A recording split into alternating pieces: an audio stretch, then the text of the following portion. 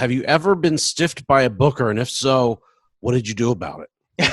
Yeah, I have. And I was so young in my career. Dude, this is funny.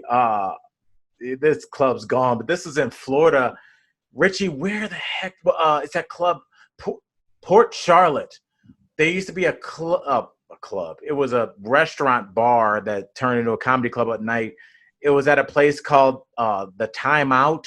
Do you remember that? I forgot. It was a real heavy set guy and his wife. This is I think that's before I moved to Florida. Yeah, I mean he was a big guy. I mean he was he was a big guy and he had a wife and they started booking this show and it was 7 o'clock, 9 o'clock, Friday, Saturday kind of gig, and you would stay at their house. And he was a nice guy, but I think the money started drying up.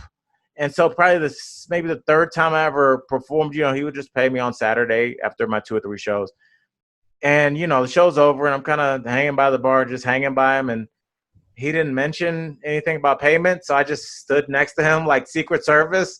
And he was definitely looking back and he's trying to get away from me. But I didn't have the balls to say, give me my money, because I was 9 months into my career. But I was I really needed this money for gas money to get back to Miami. So I just followed this guy everywhere he go. I would just go. We would sit and we would just have awkward small talk. And eventually he just goes, my checkbook's in the car. And I was like, okay. And we eventually went to his car. He wrote a check and it bounced.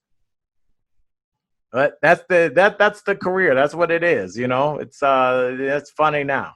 But yeah. There are going to be times where people are going to try and stiff you on your money. And I'll just say this.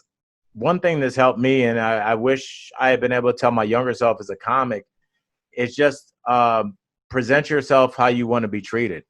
And that means even if you're a comic that drinks like I used to, don't drink at the club. Don't get drunk in front of the manager. Don't get drunk with the manager. Don't get drunk with the staff. Don't take I'm not going to tell you what to do, the audience. You do whatever you want to do.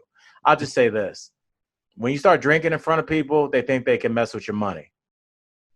You look less professional. Like anything else, once you get paid, you high-five the person, have a beer at the bar. Hey, I'll see you next time. Go right across the street and drink until you can't stand up anymore. What do I care? I'm just saying the way you present yourself to the people that you're working with, the partnership that you have to put butts in seats and entertain them means a lot. And with that, my advice is to just always be as professional as possible, because that keeps people from thinking oh, Richie, we're $100 short. It was slow and it was raining. Miss me with all that. Where's my money?